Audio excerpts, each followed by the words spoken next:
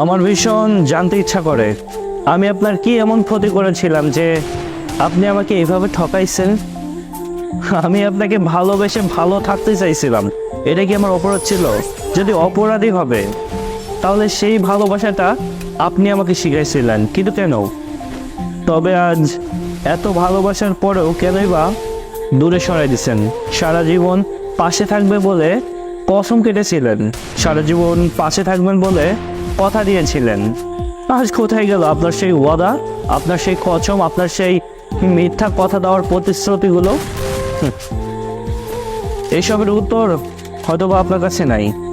একটু ভালোবাসা ছাড়া আর কখনোই না কিছু চাইছিলাম না। আমি একটুখানি ভালোবেসে ভালো থাকতে চেয়েছিলাম। আপনার বিরক্ত লাগতো অনেক না? বলে দিতেন মুখের উপরে, কিন্তু না বলে কেনই বা ঝুলাই রাখছিলেন আমাকে? যদি আমাকে ভালো নাই লাগতো তাহলে আমাকে সরাসরি বলেই দিতেন, এইভাবে মিথ্যা ভালোবাসার নাটক করে আমার জীবনটাকে শেষটা না করলেও পারতেন। একটা কথা আমি বলি, আমি আপনাকে না কখনোই ক্ষমা করবো না যদি আপনি ভাবেন যে অন্যান্য প্রাক্তনের মতো আমিও আপনাকে সময় মতো ক্ষমা করে দিব। এটা আপনার ভুল ধারণা। এতটা ভালো মন নিয়েও না আমি জন্মাই না এই পৃথিবীতে। আপনাকে আমি কখনোই ক্ষমা করব না। আমার এই আনন্দময় জীবনটাকে আপনি নষ্ট করে দিয়েছেন, আমার ভালো থাকাগুলোকে নিজের হাতে নষ্ট করছেন, ভালোবাসা শিখায় সেই ভালোবাসাটাকেও কেড়ে নিয়েছেন। কি ভাবতেছেন ভালো থাকবেন আপনি? ভালো থাকেন আপনি।